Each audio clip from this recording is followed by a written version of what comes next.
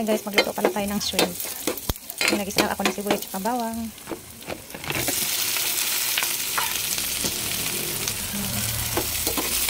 Ayan siya ng paminta.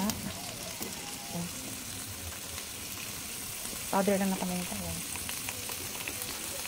Lagyan din natin siya ng konting asin. Ayan. Tapos halo-haloin. Ayan siya. Tapos, lagyan natin siya ng oyster sauce. Isang ano lang ito, isang sachet. Ano pala ito? Ito pala ito yung oyster sauce na ito. Ayan. Ayan. Talaga ako marunong magluto ng shrimp.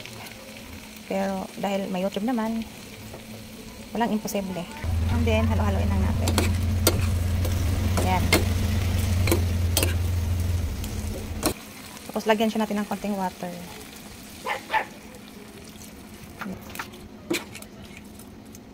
Lagyan din natin ng misa mix. And then, lagyan din natin siya ng sugar. Para medyo, ano siyang masarap. Takpan natin.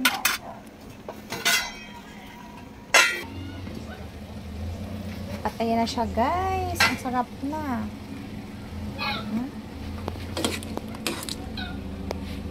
Yun lang guys. Thank you for watching.